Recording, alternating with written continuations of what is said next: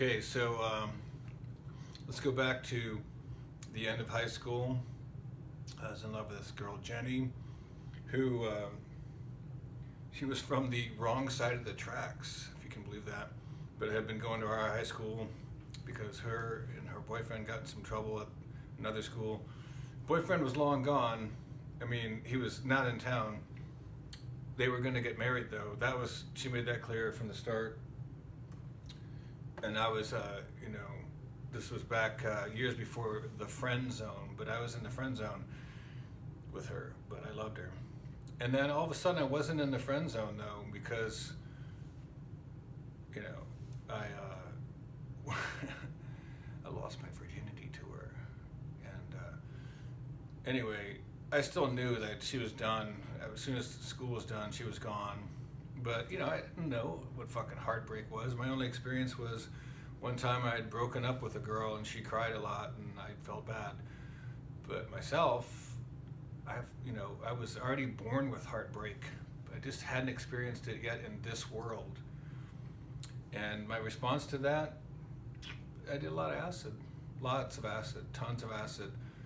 So I don't know if it was really grieving because I felt like I was on a quest. But anyway, that all ended up with me in the mental hospital and this the next winter after high school, this bleak period where I just lived back at home with my parents and down in the paneled basement. There's like cheesy wood paneling and one wall was just this brick that my dad did himself. And he did a pretty good job, a really good job, except there was this one line where he did the mortar wrong.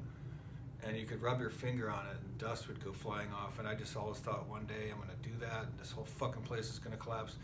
But anyway, so I'm down there in the basement and Izzy, later to be in Guns N' Roses, comes home for Christmas and he came over and we weren't even that good friends. I guess he sought me out because, he's living in LA, probably not feeling that connected to a lot of people there. And one punk rocker that he knows back home. So he comes over.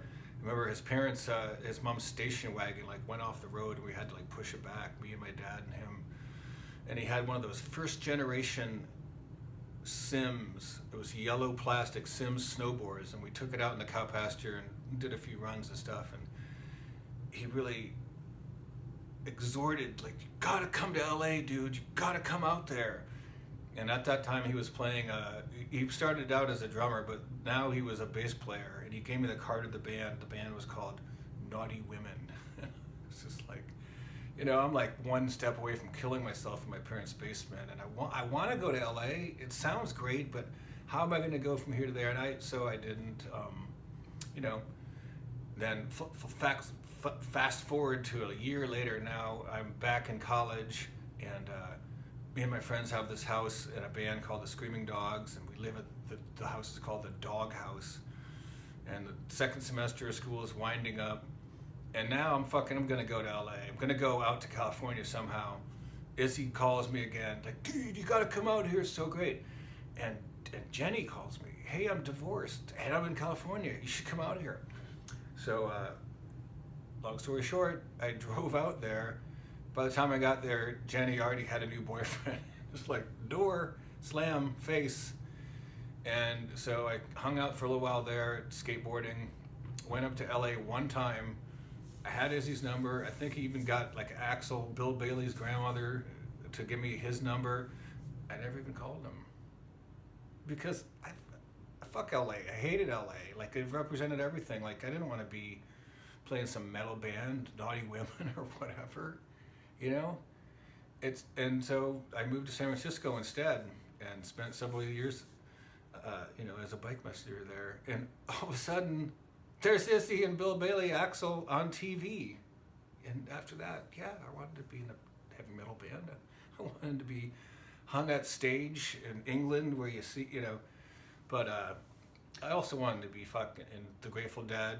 I wanted to be Dinosaur Jr. And mostly I just wanted to be me. So eventually, I moved to LA because I just can't find a good band in San Francisco that I like anyway. And I have this grossly just inflated view of my own musicianship, which I sucked completely. but I was like better than some people in the scenes I've been involved in up to that point. So I moved to LA and I joined New Improved God with the lead singer Todd God, bass player Skip, and it was like everything I dreamed of. Those guys were on the guest list of every club in LA. The first night after the first practice with those guys, me and Skid, went to Bordner's, famous Bordner's bar in Hollywood, and I rode on Skip, like I rode on the back of Skip's Harley, and like Skip was like 6'5" or some shit, and he was like 21, maybe even 20 at that time, and I was already 26. But to me, Skippy was just like, big brother. He's my big brother, and I was like the 5,000th member of New Improved God, but it still was great to just move to Hollywood and be on the guest list everywhere, and just walk in and, oh, you're the new guitar player guy. Yeah. So it was a good inroad, and that's the beginning of my New Improved God stories. Todd made this shirt, Mickey Mouse on the cross. We got a cease and desist order from Disney. I have to say that was pretty great. And then Slash, I gave him one of these T-shirts, and he wore it like in, Rolling Stone or some shit. And then it just seemed like that close, stardom or whatever it was that, I thought was going to make me happy. It was that close, but it wasn't that close. Anyway, Plague Diaries out.